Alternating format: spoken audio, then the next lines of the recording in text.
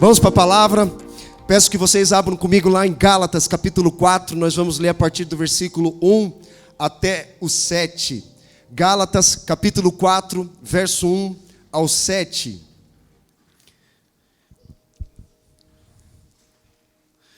Gálatas, capítulo 4, verso 1 ao 7.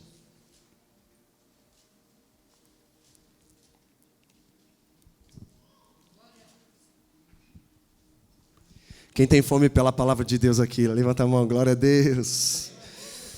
Amém. Quem achou, diga amém. Quem não achou, diga misericórdia, Senhor. Não ouvi nem amém, nem misericórdia. Aí eu não sei, né? Se acharam ou não acharam. Quem achou, diga amém. Amém. Gálatas capítulo 4, versículo 1 ao 7, diz assim: digo, porém, que enquanto o herdeiro é menor de idade, em nada difere de um escravo, embora seja dono de tudo. No entanto, ele está sujeito a guardiões e administradores até o tempo determinado por seu pai. Assim também nós, quando éramos menores, estávamos escravizados aos princípios elementares do mundo. Versículo 4. Mas, quando chegou a plenitude do tempo, Deus enviou seu Filho, nascido de mulher, nascido debaixo da lei, a fim de redimir os que estavam sob a lei, para que recebêssemos a adoção de filhos. Repete comigo, adoção de filhos. Agora você vai encher o seu pulmão e declarar com fé, adoção de filhos. E porque vocês são filhos, Deus enviou o Espírito de seu Filho ao coração de vocês, e Ele clama, Abba, Pai. Assim você já não é mais escravo, mas filho, e por ser filho, Deus também o tornou herdeiro. Glória a Deus. Aplauda ao Senhor Jesus. Mais forte, irmão, pelo amor de Deus. Glória a Deus. Agora coloca a mão no teu coração, fecha os teus olhos. Eu quero orar por você, pedir para que o Espírito Santo neste momento traga foco, traga fome pela palavra, que o seu Espírito neste momento tenha sede pela presença. Jesus, nós oramos nesta noite mais uma vez, e eu oro pela vida de cada um que está aqui nesta noite, Senhor. Eu declaro a tua presença sobre eles, eu declaro mais do teu Espírito, eu declaro, Deus, que esses corações estejam férteis para receber a água do teu Espírito Santo que está sendo derramada. Senhor, que não haja nenhuma distração, nenhum desperdício daquilo que o Senhor está liberando nesta noite sobre cada homem, cada mulher, cada jovem, cada adulto aqui nesta noite. Jesus, eu oro e declaro espírito de revelação, de sabedoria. Abra o entendimento, Senhor. Abra o entendimento para que tenham a mente de Cristo, para que sejam transformados de glória em glória, para se tornar cada vez mais parecidos com Jesus, Deus. Nós declaramos a tua presença neste lugar. Nós declaramos, Deus, que haja foco total à tua presença, Senhor. Em nome de Jesus, sensibilidade ao Espírito Santo. Clareza do Espírito Santo, Senhor, nessa noite. Em nome de Jesus. Em nome de Jesus. Amém. Amém. Glória a Deus. Irmãos, o texto que nós acabamos de ler aqui é a carta de Paulo aos Gálatas. É interessante que Paulo chama os Gálatas de insensatos, loucos, porque eles estavam começando no espírito e terminando na carne. Então Paulo escreveu essa carta justamente para encorajar os irmãos de Gálatas a viver e andar no Espírito. Então ele enfatiza muito essa linguagem de andar e viver no Espírito. Nós conhecemos um texto muito famoso em Gálatas, que é Gálatas capítulo 4, versículo 22, que fala sobre o fruto do Espírito. Quantos aqui conhecem o fruto do Espírito? O fruto do Espírito, o primeiro gomo desse fruto é o amor, porque sem amor não vale de nada. Nós temos o fruto do Espírito. Paulo fala, ande e viva no Espírito, porque se nós não andarmos e vivermos no Espírito, nós andaremos na carne e vamos gerar fruto da carne. Ganância, rebeldia, dissensão, facção e uma série de outras coisas que ele fala, coisas semelhantes a essa, porque a lista é grande. Então é um livro incrível que fala sobre maturidade, que é o que nós vamos abordar aqui nessa pregação. Maturidade, repete comigo, maturidade espiritual. Fala para o teu vizinho, maturidade espiritual. Agora coloca a mão no teu coração, quero que você profetize sobre a tua vida e repete comigo, Jesus, eu não quero ser mais criança. Eu quero ser adulto. Adulto, Jesus. Senhor Jesus, me tire do playground e me coloque, Senhor, no lugar de maturidade. Em nome de Jesus. Amém. Amém. Queridos, ele está falando nesse texto que nós acabamos de ler sobre maturidade espiritual. E ele compara no versículo 1 que o herdeiro é menor de idade, ou seja, ele é uma criança. Ele não consegue responder seus atos, ele não consegue responder com as suas atitudes, porque ele não tem maturidade espiritual, não tem maturidade física e não tem maturidade psicológica. Você sabia que um neurocientista diz que um cérebro amadurece aos 24 anos de idade? E muitas vezes nós queremos exigir de uma criança inteligência emocional, por exemplo. E aí as crianças fazem aquela birra, aí você fica estressado, fica nervoso, manda ela calar a boca, ou quando muitas vezes bate naquela criança. Quem está desequilibrado, a criança ou o adulto? A criança, ela não sabe administrar suas emoções. E os adultos, quando eles chegam nessa fase, eles também, quando não sabem administrar suas emoções, é porque eles não aprenderam como administrar suas emoções dentro de um ambiente familiar. Então, por isso que nós, pais, precisamos gerar um ambiente saudável, seguro e maduro para que os nossos filhos, eles desenvolvam essa maturidade psicológica, essa maturidade emocional, para que quando chegar na fase adulta não se mova por necessidade de atenção e carência de amor. É isso que acontece com os adultos. Quem já ouviu, ou melhor, quem já escutou a banda de louvor Legião Urbana aqui? Levanta a mão. Quem já ouviu o profeta Renato Russo? Aqui, levanta a mão. Ele escreve coisas que você fala, meu Deus, cara, falta Jesus. Porque ele tem palavras, porque ele conhece a Bíblia, porque muitas das canções do Renato Russo, ele escreveu inspirado na Bíblia. Por exemplo, 1 Coríntios capítulo 13, sobre o amor, ele fala aquela pais e filhos, quem já ouviu aquela pais e filhos? Sabe o que ele diz? Vocês culpam seus pais por tudo e são crianças como você. O que você quer ser quando você crescer? São pessoas que se tornaram adultas fisicamente, mas a mentalidade continua sendo de criança. Isso não veio da boca de um profeta bíblico, muito menos de um crente, veio da boca de um ímpio. Deus pode usar os ímpios para comunicar algo que muitos de nós não estamos entendendo ou enxergando. Amém? Vocês estão aqui comigo? Aí fala, meu Deus, o pastor falou que a banda de louvor Renato Russo, Legião Urbana e o profeta... Calma, gente, pelo amor de Deus. É só para mostrar para nós o quanto essas pessoas falam coisas que você fala, caraca, meu, é Bíblia. Então, a gente vê a atitude de pais nossos, que a gente fala, é o que ele diz, vocês culpam seus pais por tudo, mas são crianças como você. O que você quer ser quando crescer? Então chegou na fase adulta, chegou 30 anos, não sabe o que é da vida. Não sabe se casa ou compra uma bicicleta. Não sabe se come carne ou se come salada, tem que pedir a opinião para o outro. Sabe quando você fala assim, tanto faz. Você põe sobre o outro a responsabilidade de decidir por você. Sabe aquelas pessoas que falam assim, o que você quer comer? Ah, tanto faz. Não, tanto faz não tem. O que você quer? Ah, tanto faz. Então você dá ao outro a responsabilidade de decidir por você. Percebe o quanto, independente da forma física que nós temos, nós precisamos amadurecer aqui, na mente e no coração. Isso só vem através do Evangelho de Jesus Cristo. Amém, irmãos? Glória a Deus. Então aqui, que eu coloquei, primeiro ponto, a fé, ela não anda sozinha. Se você está aqui porque de alguma forma há uma semente de fé em você, porque para estar nesse ambiente precisa ter fé, amém, irmãos? Para que uma pessoa seja curada, precisa de ter fé. Para nós levantarmos as nossas mãos, adorar um Deus que nós não vemos, precisa de fé. Para ser salvo, precisa de fé. Sem fé é impossível agradar ao Senhor. E é necessário que tenha fé para se aproximar dEle. Então é um ambiente de fé. Mas deixa eu falar uma coisa, a fé ela não anda sozinha, porque eu já vi muita gente falando assim, não, eu vivo pela fé, eu ando pela fé, mas cara, a fé ela não anda sozinha. A fé, como diz Hebreus 6,12, imitem aqueles que por meio da fé e da perseverança.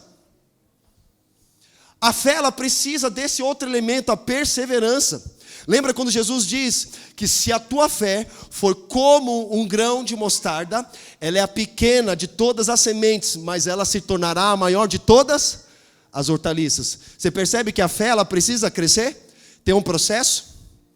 A fé é uma semente, Jesus compara com uma semente, assim como o sêmen do homem é uma semente. Todo ser vivo, ele precisou de uma semente para viver. Quando a mulher engravida, existe uma semente que está se desenvolvendo dentro do ventre dela. Amém, irmão? Vocês estão aqui comigo?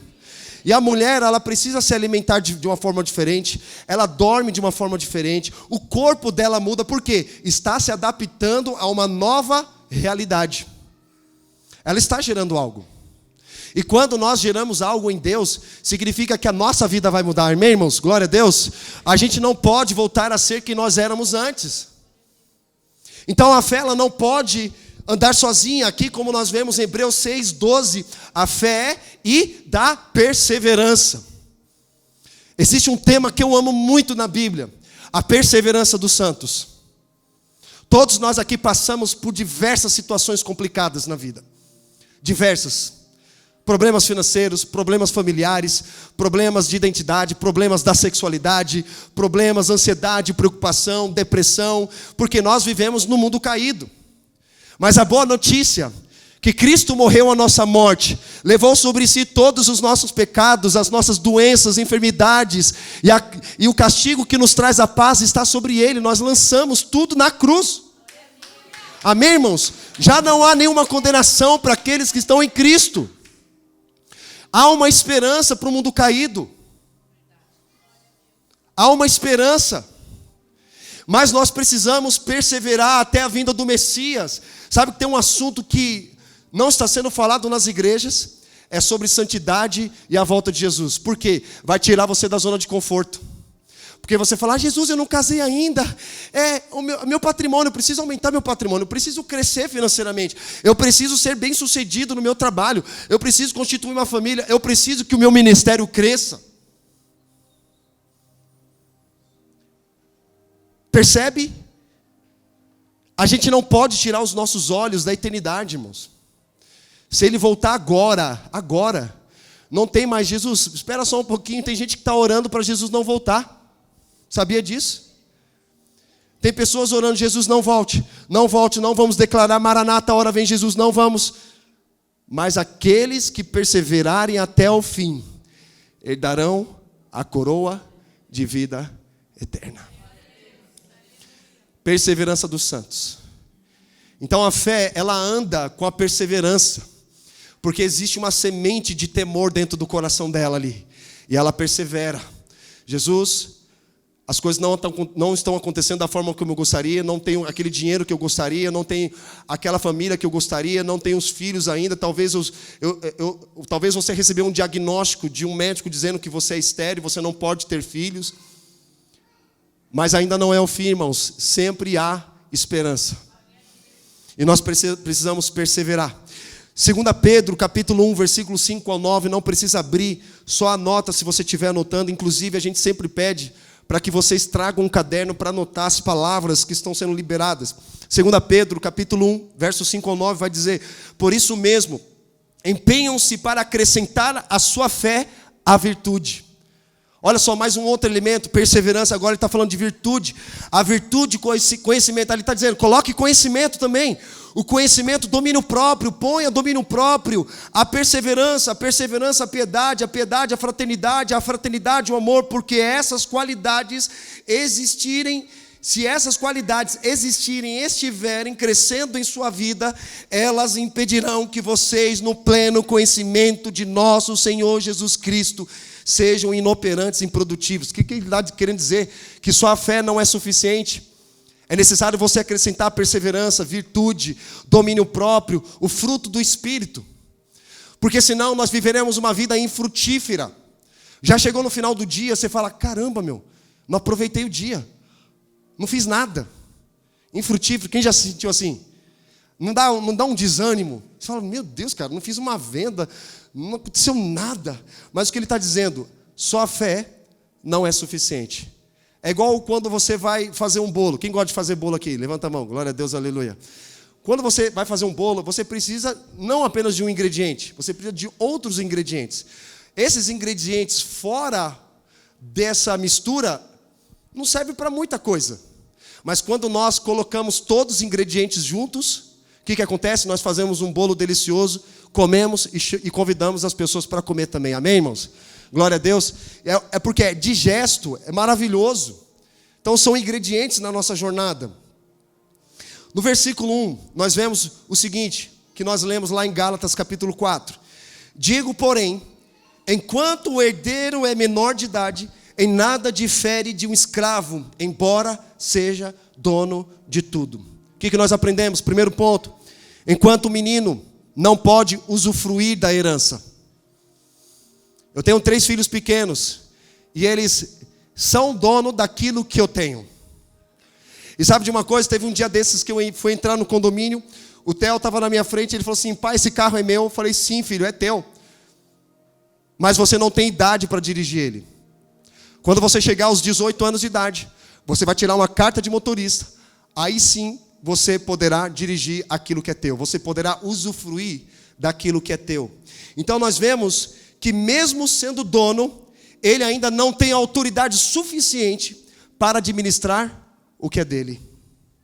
Por exemplo, vocês compram remédio? Quem compra remédio aqui? Acho que todo mundo compra remédio, né? O que está escrito na embalagem do remédio? Coloque fora do alcance das crianças. Ontem mesmo foi aniversário da Elis, tinha um balão que a Erika comprou de gás hélio, que tinha lá a princesa e tal. Aí estava escrito assim no balão, manuseie somente com a supervisão de um adulto. Porque existem partes pequenas que a criança ela pode engolir. Quando estoura uma bexiga, por exemplo, a gente tem que jogar no lixo, porque se uma criança pega aquela bexiga e coloca na boca, ela pode se engasgar e poderemos ter uma notícia ruim e trágica. Porque a criança não faz ideia, ela coloca lá a bexiga na boca, fica mastigando. Aí você fala, não tem nem sabor. Hoje de tarde, eu fui pegar a Elisa, ela estava com um vidro de perfume na boca, mordendo ali a tampa. Eu falei, que é isso? Se tivesse um docinho ali, alguma coisa assim para dar... Mas não tinha nada, era um frasco de perfume e ela lá mordendo. O perfume, ele foi criado para a gente usar. Mas na mão de uma criança, ela não sabe o que fazer. Vocês estão me entendendo, gente? Vocês estão aqui comigo? Da mesma forma que o medicamento é necessário, é bom para quem é adulto, sabe manusear. Tem a posologia, é isso que chama? Posologia, que é medida, é posologia, que sabe a medida. A criança, o adulto sabe a medida que precisa dar ali para alguém tomar. Porque vem ali na receita, toma tanto por dia, tantas vezes por dia. A criança muitas vezes nem sabe ler. Imagina ela pegando um frasco desse, colocando tudo na boca. Assim como medicamento, nós vemos objeto que precisa também de uma supervisão de um adulto. Ou seja, algo na mão de um adulto pode se tornar algo extraordinário, mas nas mãos de uma criança pode se tornar perigoso, ruim e trágico. E quando Paulo está falando aqui sobre o menor de idade ou uma criança, ele está falando de vida espiritual. Ele está comparando uma questão terrena e equiparando uma questão espiritual. Porque eu lembro que eu me converti no ano de 2008, irmão. Se for pelos cálculos aí, 2008 para 2023, quem é bom de matemática, quantos anos? Quantos anos? 14, 15 anos? 15 anos. Olha só, teria 15 anos de vida com Jesus. Você olharia e falaria assim, nossa, 15 anos é o quê? A idade de um adolescente. Percebe? Mas, quando nós vemos que nós não conseguimos acessar a herança, porque no mesmo texto, Paulo está falando de uma herança. E nós vamos entender essa herança. Então, muitos de nós não acessamos a herança porque nós recusamos a crescer. Existe uma herança. Quantos aqui conhecem aquela passagem muito conhecida de Jesus, quando ele conta a parábola do filho pródigo? Quantos aqui conhecem? Levanta a mão. A parábola do filho pródigo. O filho mais moço, que ele é representado pelos pecadores, porque Jesus ele é uma sequência de 3 parábolas que Jesus começa ensinando, falando da ovelha perdida, da dracma perdida, agora ele fala do filho perdido.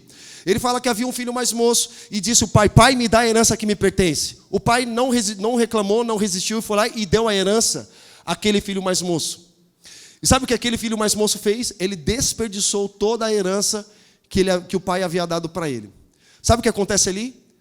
Uma herança só pode ser dada a partir do momento de um falecimento. Mas aquela criança, né, aquele jovem, o que ele faz? Ele mata o pai no coração. Me dá a herança que me pertence. Então nós vemos ali que o pai deu uma herança a uma criança. E o que aquela criança fez? Ela desperdiçou. Ela simplesmente... porque pródigo significa esbanjador. Ele começou a esbanjar, mostrar para as pessoas aquilo que era dele, mas que não era o tempo dele receber. Então muitos de nós não acessamos a herança que Deus tem para mim e para você, porque nós recusamos a crescer em nossa jornada espiritual. Outro ponto que nós vemos aqui, Paulo nesse primeiro versículo, ele compara o herdeiro menor de idade com o escravo. Sabe, a palavra servo que nós encontramos na Bíblia, a palavra original para ela é doulos. Repete comigo, doulos. Doulos é a palavra grega que vai dizer escravo. Então, toda vez que você for ler a Bíblia novamente, encontrar a palavra servo, traduz para a palavra correta que é escravo. Nós não fomos chamados como servos, fomos chamados como escravos de Cristo. Porque o escravo, ele não tem direito a nada. E a gente é cheio de direito, né? Não, eu quero lutar pelo meu direito. Eu tenho direito, eu tenho razão. Mas quando nós entendemos que nós somos escravos de Cristo, muitas vezes nós precisamos abrir mão da razão que porventura nós tínhamos direito. Então ele equipara o menor de idade a um escravo, por quê? Não pode receber fora do tempo.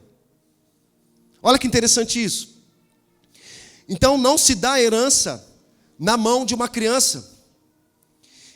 E, além de nós vermos o filho pródigo que pediu a herança ao pai antes do tempo, porque isso que acontece com muita gente, quer receber a herança antes do tempo e quando não está preparado para a herança, simplesmente vai desperdiçar. Por exemplo, Deus não está preparando a promessa dele para você. Deus está preparando você para a promessa dele. Amém, irmãos? Você está preparado para receber aquilo que Deus quer derramar, entregar na tua vida?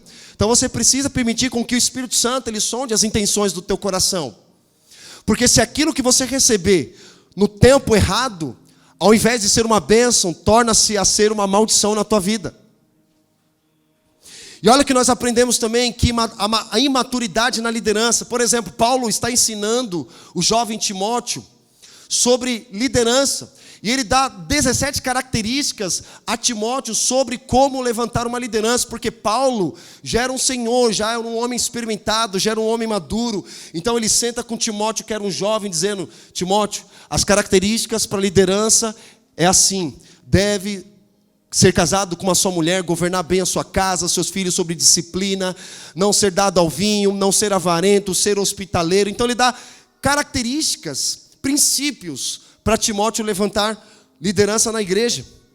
Só que ele pede também no versículo 7 da primeira carta ao Timóteo capítulo 3, versículo 7, ele fala: não coloque na liderança neófito.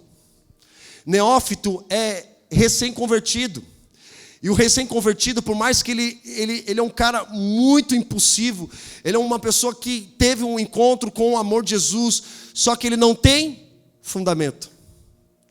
Então ele faz tudo na base da emoção. Sabe aquele famoso: estamos juntos, é nós, qualquer coisa me liga, eu amo Jesus, vamos. Aí ele está empolgado, ele está apaixonado, não é ruim, é bom. Só que precisa haver o quê? Uma calibragem dessa paixão dele. Eu costumo dizer que Pedro é um brasileiro.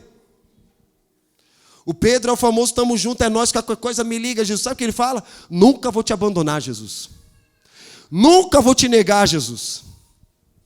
Aí Jesus fala assim: Pedro, antes que o galo cante, você vai me negar 3 vezes. Não, se tiver que morrer, nós vamos morrer, Jesus. Aí quando veio a aprovação, o que Pedro fez? Negou Jesus 3 vezes. Sabe por quê? Ele era apaixonado, mas não estava fundamentado. Ele tinha fervor, mas não tinha profundidade. Lembra aquela cena lá no Getsêmani, quando vieram soldados do templo prender Jesus, e os caras perguntam: nós viemos prender Jesus. Jesus fala: sou eu, Jesus. O que aqueles homens fazem? Eles caem por terra. Naquele momento Pedro discerniu. Cara, eu já estava cansado daquela mensagem de amar o inimigo, de orar por aquele que persegue, de dar a outra face. Ele puxa da espada, ele corta a orelha de Malco. A fé, ela vem por onde? E ouvir o quê? A palavra de Deus. Então imagina, Jesus ele revela primeiro à igreja para Pedro, Mateus capítulo 16, versículo 11, sobre esta pedra edificarei a minha igreja e as portas do inferno não prevalecerão contra ela. Então Pedro lhe recebe a revelação da igreja. E a primeira pessoa a morrer pela igreja, nós vemos que foi Tiago. Mas a espada que nós temos, você tem sua espada aí? A gente costuma dizer que a Bíblia é a nossa espada. Levanta a tua espada aí, pode ser o celular também, não tem problema. É uma espada, irmão. Sem essa espada aqui, você vai tomar muitos ataques e não saberá como defender com o escudo da fé, muito menos contra-atacar. Porque a igreja não foi chamada para recuar, a igreja foi chamada para avançar, amém? A igreja não foi chamada para ficar na retaguarda, a igreja foi chamada para invadir as portas do inferno e resgatar o máximo de pessoas que puder. Então nós carregamos a espada. Então imagina Pedro, fervoroso, né? Na tentativa de querer defender Jesus, ele representando a igreja, ele puxa da espada que representa a palavra, e ele corta a orelha de Malco, cortando a fé das pessoas, porque a fé ela vem pelo ouvir e ouvir a palavra de Deus. Então não basta ser fervoroso, ser apaixonado, ser empolgado, você precisa de maturidade, profundidade. É por isso que muitos de nós não acessamos essa herança que Deus tem para nós, porque nós não estamos crescendo em maturidade. E ele fala que neófito é um novo na fé, alguém que não desenvolveu a sua salvação. É alguém que fala assim: eu fui salvo, eu sou salvo, estou salvo, Jesus me salvou. Glória a Deus, irmão, mas cadê os frutos? Cadê fruto de comunhão, fruto de ofertar, fruto de conexão com a igreja, fruto de oração, fruto de leitura bíblica, fruto de pregação do evangelho, de testemunho? Onde estão os frutos? Isso demonstra que essa pessoa não está desenvolvendo a sua fé. Então imagina que incoerente seria colocar uma pessoa que não desenvolve a sua fé numa posição de liderança. Então Paulo ensina Timóteo a tomar cuidado com relação a isso, porque não tem maturidade suficiente para suportar situações nessa posição. É por isso que casamento é dado para gente adulta e não para criança. Mark Driscoll, ele fala uma frase interessante, que meninos que casam não se tornam homens, mas eles destroem famílias. Meninos que casam com mulheres não se tornam homens, eles destroem famílias. Sabe aquele papo? Não, quando ele casar vai mudar, ele vai melhorar. Não vai. Não vai. Imagina, se um homem desrespeita os seus pais, tu acha que dentro de um matrimônio esse homem vai respeitar a sua esposa? Se essa esposa não respeita, não honra os seus pais, você acha que ela vai se submeter e respeitar o marido? De maneira alguma. Então Paulo, a Bíblia nos ensina algo extremamente importante sobre maturidade, irmão. É por isso que tem uma passagem lá em Eclesiastes que vai dizer o seguinte: não se dá a nossa irmãzinha de 12 anos, porque ainda não tem seios para casamento. Por quê? Está falando de uma adolescente que não tem estrutura para casar. Porque seios fala de maturidade. O corpo do homem e da mulher, quando ele se desenvolve, fala de maturidade. Hoje em dia a gente vê agora adolescentes de 12, crianças de 12 anos, tendo relações íntimas e ficando grávidas. O que está acontecendo? Não tem estrutura psicológica, ou seja, uma criança cuidando de outra criança. tem atitudes de criança, fala de criança. Aí precisa chamar quem? Porque não tem maturidade, precisa chamar quem? Geralmente, sobra para quem? Para os pais. Cuidar de 2 crianças. Percebe o quão importante é nós crescermos em maturidade, irmão? Vocês estão aqui comigo? Eu lembro que eu comecei a trabalhar com 12 anos de idade. Hoje nós temos o menor aprendiz. Mas 12 anos de idade era normal você já pegar a enxada, já ir trabalhar. Ajudar em casa financeiramente. E eu lembro que eu comecei a trabalhar com carteira registrada aos 15 anos de idade como office boy. Quem já trabalhou de office boy aqui? Levanta a mão. Ô, glória. Os mais novos, a nova geração não sabe o que é isso. Não sabe. Office boy vai jogar lá no Google para descobrir o que é office boy. Meu amigo, só quem já foi office boy conhece São Paulo inteiro, não é verdade? Conhece São Paulo inteiro. Eu comecei a trabalhar com 15 anos de idade, de forma registrada numa empresa. E aí comecei a ganhar o meu dinheirinho. E eu lembro, cara, que eu tinha tanta atitude de criança. Eu já entendia naquela época. Eu falei, meu Deus, eu preciso amadurecer. Eu estou no meio de pessoas adultas, de pessoas responsáveis. E eu me cobrava para amadurecer. Porque eu tinha fala de criança. Tipo assim, tá ligado, mano? É nóis. Dancinha de TikTok hoje. É coisa de menino, de adolescente, de criança, perdido na vida. Amém, irmãos? Amém. Esses são pontos importantes, é Deus despertando em nós para o quê? Para a maturidade, cara. Porque menino pensa nas coisas de menino, faz coisas de menino, mas chegou um dia que eu me tornei homem e comecei a buscar as coisas de homem, larguei o videogame e fui para a Bíblia. Quantos homens já de 30 anos trocaram a esposa pelo videogame? Sabe?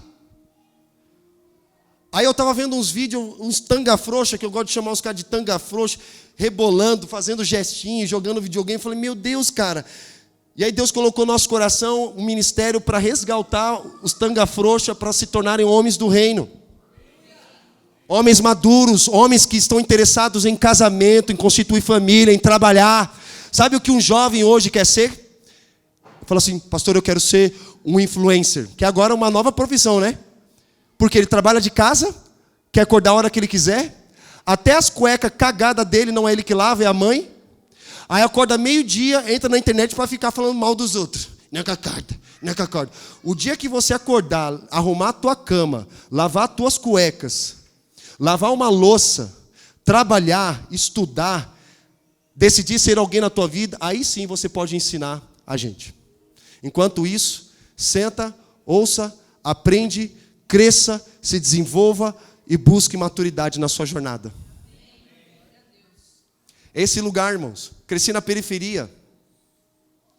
Cresci na periferia, Parque IP, conhecida pela música do Racionais MCs, fim de semanas trágico. A molecada tem que aprender. Fim de semana, no Parque IP. Cresci, era normal você ver todo dia alguém morrendo, baleado, tráfico, uma série de coisas. Era pior do que hoje. Porque era um bang-bang, essa região aqui. Então, esses ambientes hostis, eles, de alguma forma, nos levam a um crescimento. Porque quem já passou por dificuldades sabe que ele precisa crescer. Pessoas que, por exemplo, perdeu o pai, como o Diego perdeu o pai, ele teve que assumir a casa. A responsabilidade pela irmã, pela mãe. Assumir a responsabilidade antes do tempo. Ele precisou crescer. Foi forçado a crescer, forçado a amadurecer, forçado a servir a sua casa. Agora, a nossa sociedade hoje está fragilizada porque nós vivemos uma geração mimimi. Uma geração que não sabe ouvir um não.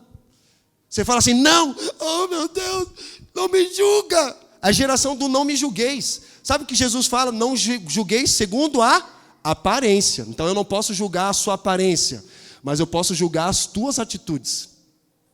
Porque a geração agora é do não julgueis, né? Não pode isso, não pode aquilo outro, não julga, você falou muito rude comigo. Oh. Gente, o que está acontecendo? Na minha época, que era rua de pedra, de terrão, a gente jogava futebol com o pé descalço. Jogava futebol, chutava a pedra, o tampão do dedo fica balançando aqui assim, aí vinha sua mãe com metiolate, com aquela redinha roxa, vem cá, meu filho. Tinha uns 3 para segurar. Aí você ficava naquele pavoro, né? Um metiolate vinha, colocava. Ah! Eu falo que hoje o problema é do metiolate que não dói. Porque o metiolate parou de doer.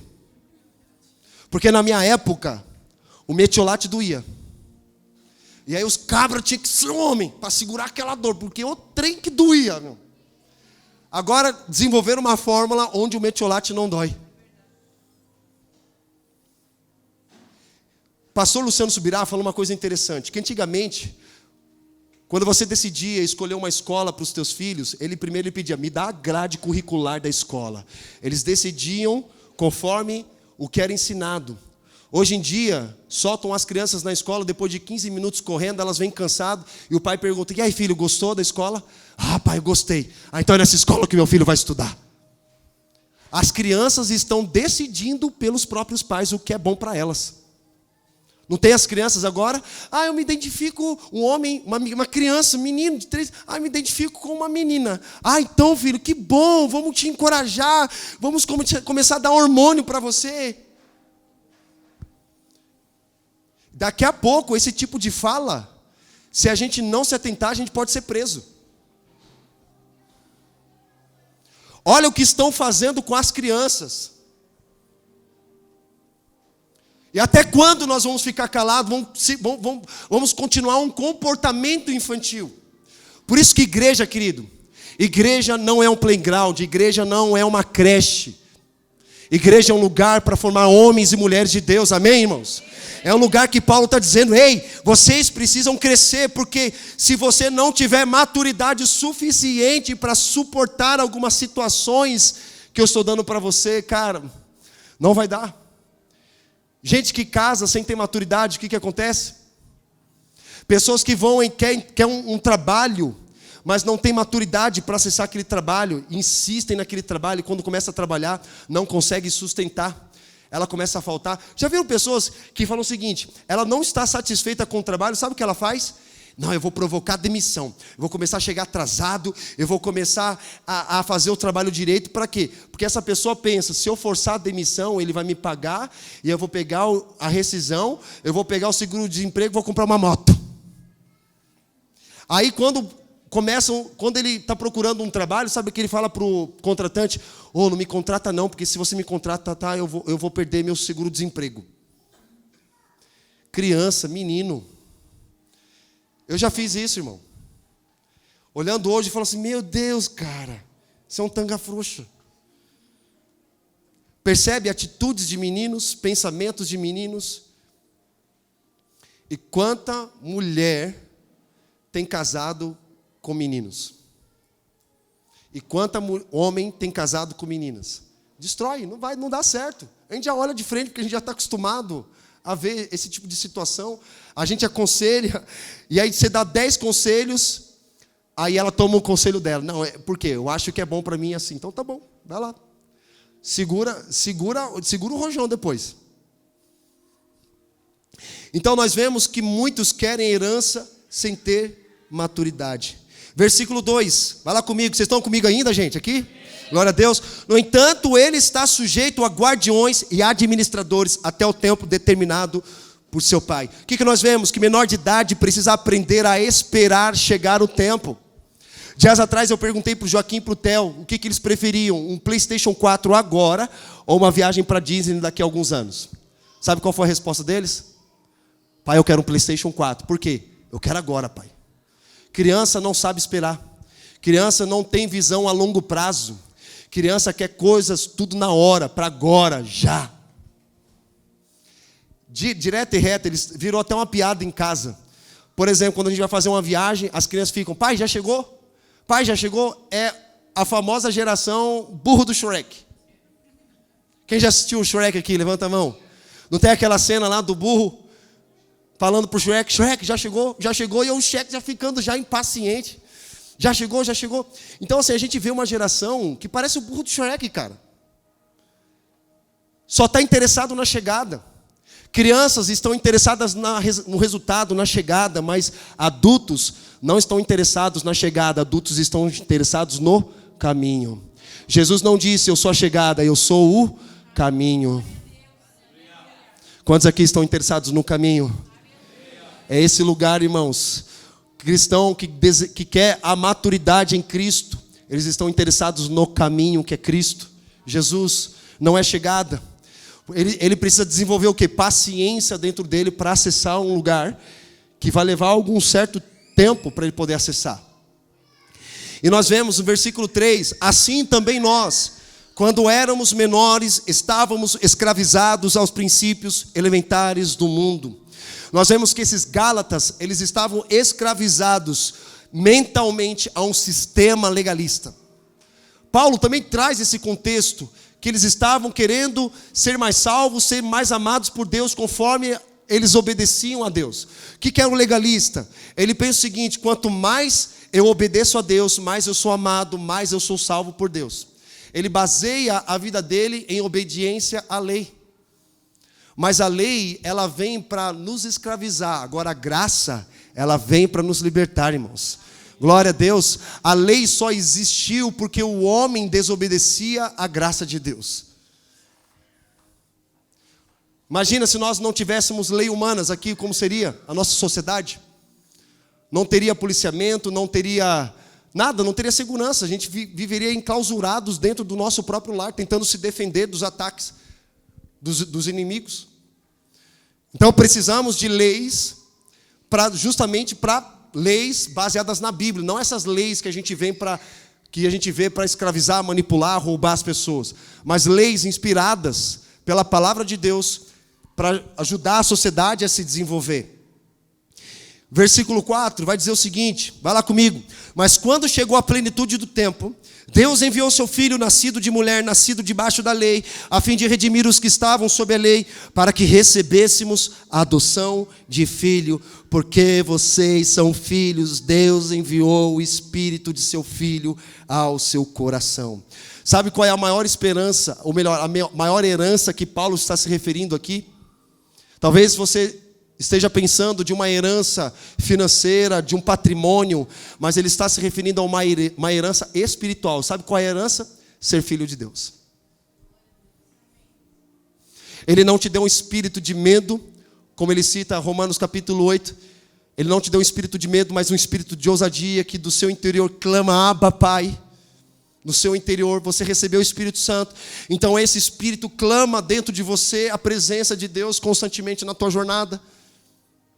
E olha que interessante, quando nós lemos isso, a nossa sociedade caída, rebelde, má, ela vai dizer o seguinte, todos são filhos de Deus. E elas continuam praticando as suas imoralidades e dizendo, todos são filhos de Deus. Deixa eu te dar uma boa notícia, nem todos são filhos de Deus. Todos são imagem e semelhança de Deus. Gênesis 1:26, façamos o homem conforme a nossa imagem e semelhança. Somos atualmente mais de 8 bilhões de seres humanos. Todos são a imagem e semelhança de Deus. Todos. Quando você peca, você não deixa de ser a imagem e semelhança de Deus. Você pode ofuscar, você pode até distorcer a imagem e semelhança de Deus, mas nunca deixará de ser a imagem e semelhança de Deus. O que acontece com o coração caído, a natureza caída, é que ela, por estar caído, ela usa a criatividade que Deus deu para ela para outras coisas que não é para glorificar o Senhor.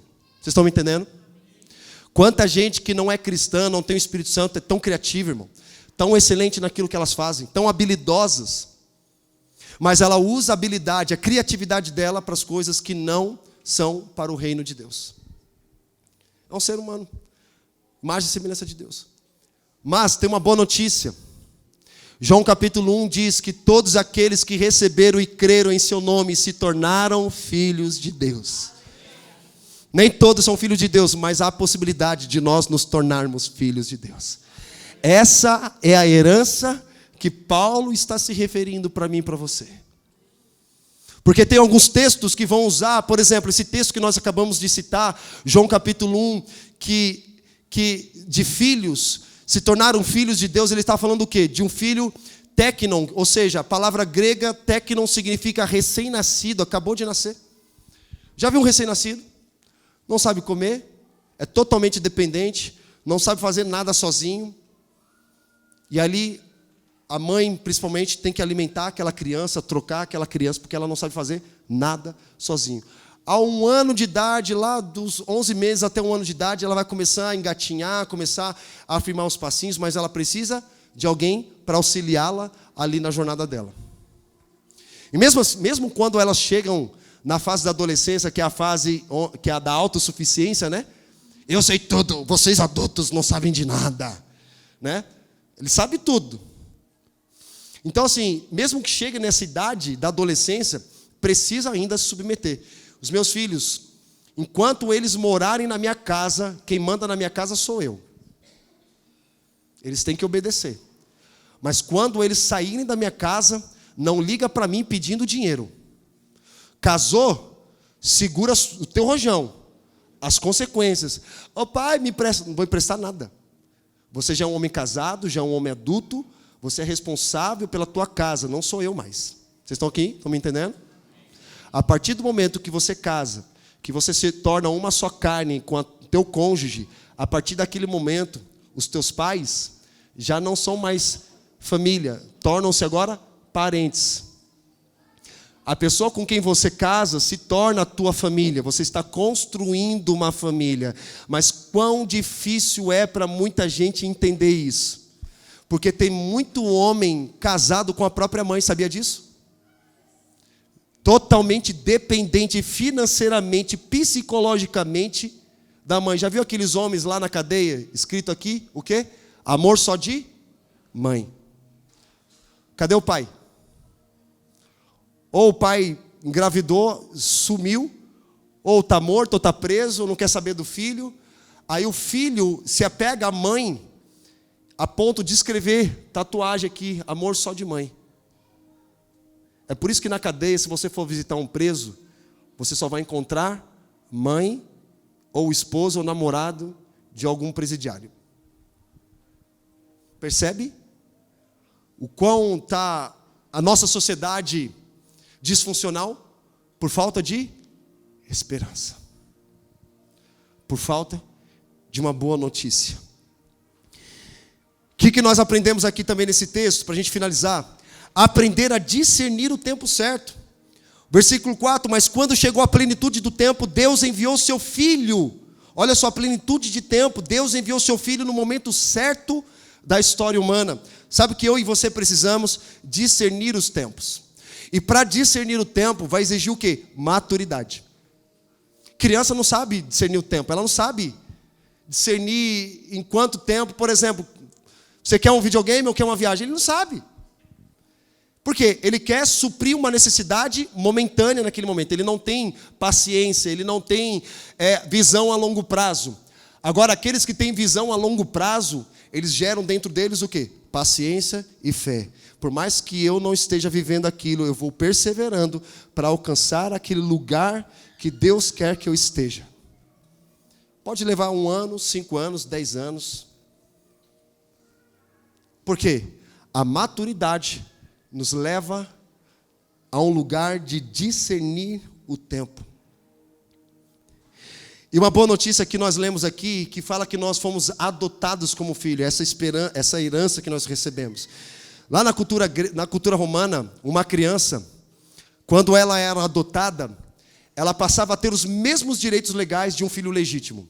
Ela não podia simplesmente dizer assim, eu não gostei dessa criança, estou devolvendo ela. Ela tinha que passar toda a herança, até mesmo para aquela criança que foi adotada. Vocês estão me entendendo, gente? Olha que interessante isso. E aí, Paulo, ele traz essa característica de que nós fomos adotados por Cristo na cruz. Nós éramos órfãos e hoje nós nos tornamos filho de Deus. Mas deixa eu te falar uma coisa. Você não se tornou filho de Deus a troco de nada. Jesus estava naquela cruz. E uma das últimas palavras de Jesus naquela cruz foi: Eli, Eli, lama sabachthani, Deus meu, por que me abandonaste? Jesus se sentiu abandonado. Você já se sentiu abandonado alguma vez na tua vida? Alguém? Levanta a mão aí, não precisa ter vergonha. Cara, muitas vezes abandonado, rejeitado, excluído. Mas Jesus também ele experimentou o sentimento de abandono. Ele cita: Deus meu, por que me desamparaste? Por que me abandonaste? Foi o único momento na vida de Jesus que ele chama Deus de Deus e não de Pai. Percebe? Sabe por quê? Jesus se torna órfão para que eu e você nos tornemos filhos de Deus. Ninguém é chamado de filho de Deus à toa. Jesus se tornou órfão. Quem já se sentiu sozinho, abandonado, pode ter um pouco desse sentimento do que é se sentir abandonado por alguém. Jesus mostrou para nós, dizendo: fica tranquilo que eu vou resolver a sua orfandade. Lembra que Filipe diz para Jesus: mostra-nos o Pai e isso nos basta. Sabe o que ele estava dizendo? É um clamor pela paternidade de Deus. Uma geração órfã, que não tem a presença paterna, porque a presença do Pai ela é extremamente importante para a formação de uma criança.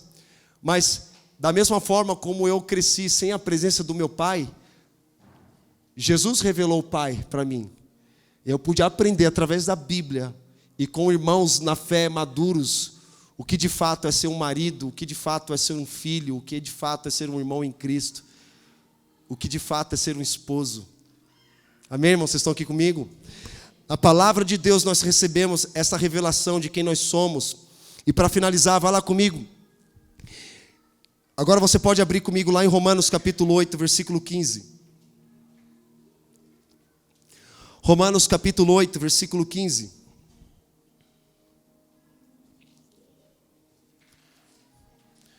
Romanos 8, capítulo 15. Capítulo 8, versículo 15, desculpa. Romanos 8, capítulo 8, versículo 15. Quem achou, diga amém. Diz assim, até o versículo 17: pois vocês não receberam um espírito que os escravize para novamente temerem, mas receberam um espírito que os torna filhos por adoção, por meio da qual clamamos: Abba, Pai. O próprio Espírito testifica ao nosso espírito que nós somos filhos de Deus. Se somos filhos, então somos herdeiros, herdeiros de Deus e co-herdeiros com Cristo, se de fato participamos dos seus sofrimentos, para que também participemos da sua glória. Olha que poderoso isso, ele fala o seguinte: herdeiros de Deus e co-herdeiros com Cristo. Olha que interessante isso. Herança diz respeito não apenas a bens materiais que nós recebemos. Quando meu pai faleceu no ano de 2017, eu recebi uma herança no valor de R$3.000 do meu pai. Para muito pode ser pouco, para outros pode ser muito. Mas tem gente que recebe patrimônios, recebe casas, recebe carro, recebe empresa, né? Isso é uma herança material. Mas o que Paulo está se referindo aqui não é uma herança material, mas uma herança espiritual. Nós somos co-herdeiros com Cristo do quê? Da filiação de Deus. Jesus morreu a nossa morte, se tornou órfão, para que eu e você nos tornemos filhos de Deus. Essa é a herança que Deus tem para mim e para você. De todas as coisas que o inimigo quer tirar de mim e de você, é quem nós somos em Deus. E a Bíblia diz que quando nós nos tornamos filhos de Deus, nós precisamos desenvolver a nossa salvação, para nós crescermos, amadurecermos, deixarmos de sermos neófitos, deixarmos de sermos recém-nascidos, para nós nos tornarmos filhos adultos, que é a palavra grega usada ruios, filhos adultos, aqueles que receberão a herança e saberão exatamente o que fazer com aquilo que ela está recebendo. Vocês estão aqui comigo?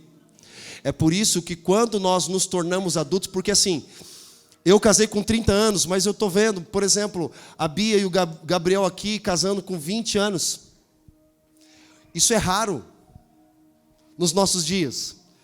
Hoje a juventude não pensa nem em casar.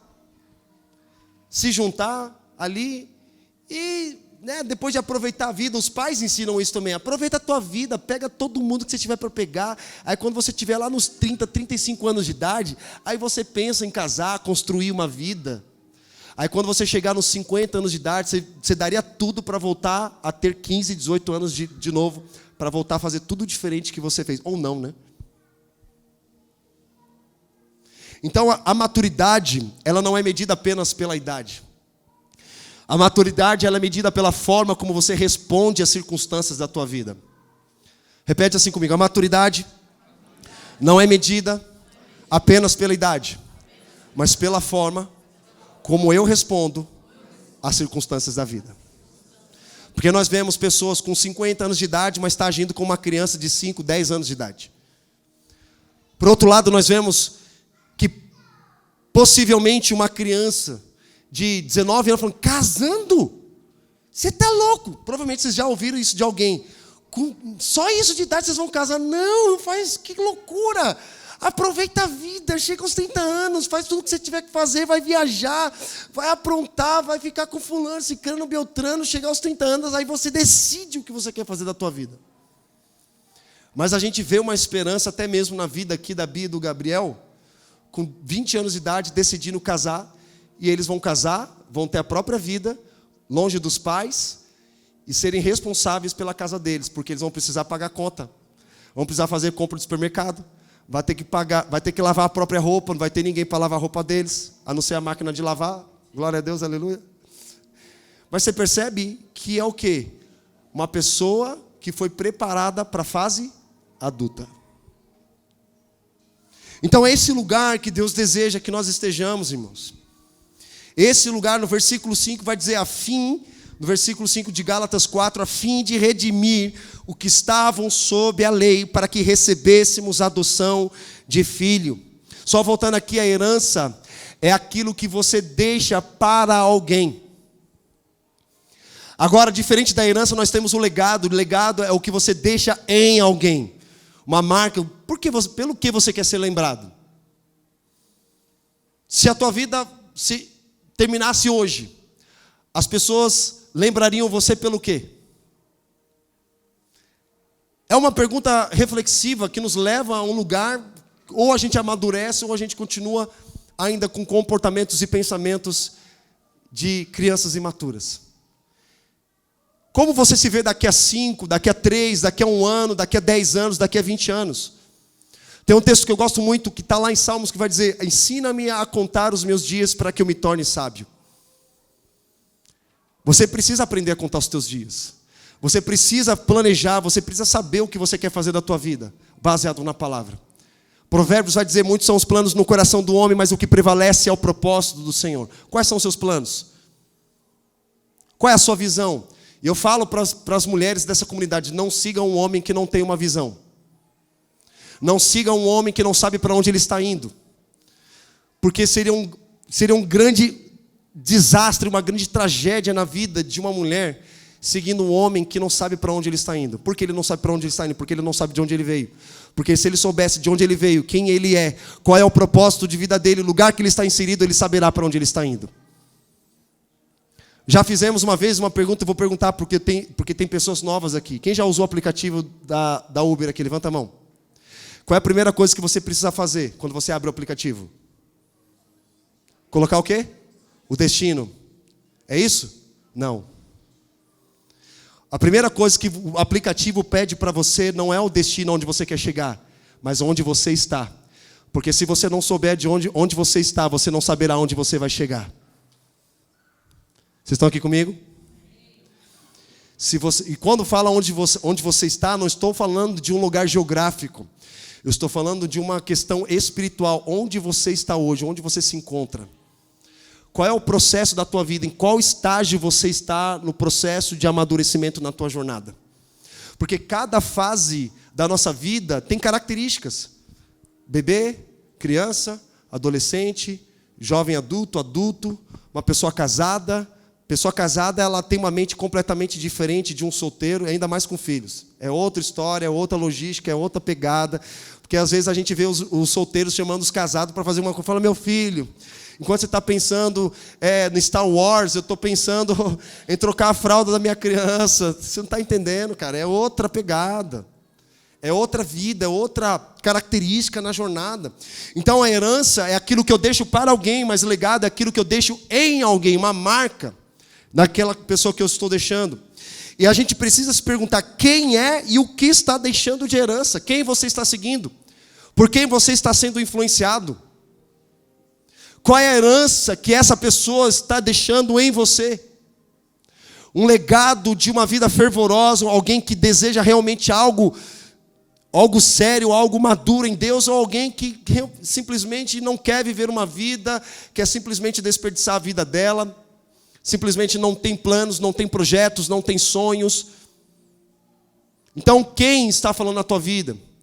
Que tipo de herança que essa pessoa está deixando na sua jornada? E o versículo 6 de Gálatas 4 vai dizer: porque vocês são filhos, Deus enviou o Espírito de seu Filho ao coração de vocês, e Ele clama, Abba, Pai. Essa é a esperança, essa é a herança, a promessa de Deus, a maior de todas, que nós precisamos receber na nossa jornada.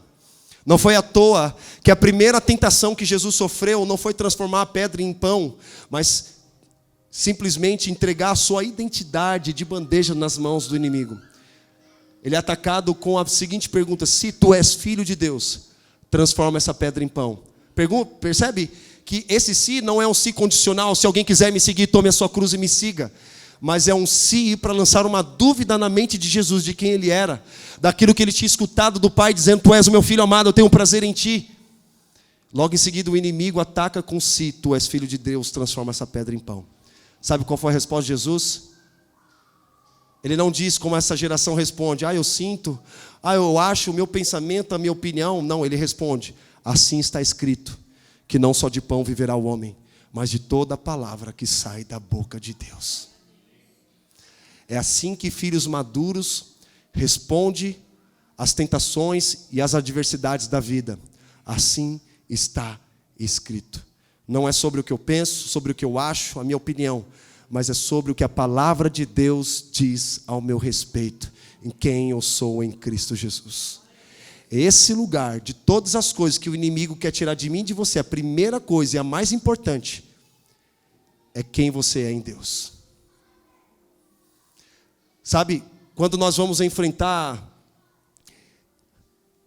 potestades nas regiões espirituais, como por exemplo, você vai evangelizar uma pessoa que está vendendo o seu próprio corpo, é você revelar quem ela é em Deus. Você é uma filha amada, Jesus te ama, Jesus quer alcançar o seu coração. Mas ela condicionou a identidade dela naquela situação. Vocês estão aqui me entendendo? Mas quando você que carrega o Espírito Santo dentro do teu coração, e você é despertado para isso, significa que você foi chamado para liberar sobre aquela pessoa aquilo que você carrega. Não é só apenas liberar, mas libertar aquela pessoa das mãos do inimigo e conduzir ela para o reino do Filho amado. É por isso que Paulo vai dizer que ele nos transportou das trevas para o reino do seu Filho amado. E é nesse lugar, querido, lugar de sermos filhos de Deus. Não apenas servos, mas sermos filhos de Deus. E para finalizar, você que é pai, tem pai aqui? Levanta a mão. Não alivie a vida dos seus filhos. Porque se você aliviar a vida dos teus filhos, a barra dos teus filhos, a gente vai gerar uma geração fraca. Uma geração que não valoriza o preço do trabalho. Por exemplo, crianças que herdaram herança de pais ricos, elas não sabem o valor do trabalho, elas não trabalharam para receber. Herança é isso. Herança você recebe sem precisar trabalhar. Teve um cara, não sei o que, Brenan, não sei o que das quantas, que ele foi chamado de herdeiro de profissão. Nunca trabalhou na vida. Ele recebeu uma herança de familiares que faleceram, passou para ele, mas ele nunca trabalhou. E quando você não trabalha, você não valoriza aquilo que você tem. Você simplesmente se torna um filho pródigo. Desperdiça tudo aquilo que era teu por herança, mas por você não ter maturidade, simplesmente desperdiçou tudo aquilo que foi confiado nas tuas mãos. Mas não é esse lugar que Deus quer para mim e para você. Deus quer nos colocar num lugar de maturidade, um lugar de crescimento, um lugar de renovo, um lugar de transformação, um lugar de cura, um lugar de liberdade no Espírito Santo. Amém, irmãos? Quantos aqui querem acessar esse lugar? Mas entenda que para acessar a herança que Deus tem para mim e para você, você precisa desejar crescer no Senhor. E não apenas crescer, mas perseverar até o fim. Amém, queridos? Quantos aqui nessa noite querem perseverar até o fim para acessar essa herança que está disponível para mim e para você? Amém? Glória a Deus. Vamos ficar de pé em nome de Jesus.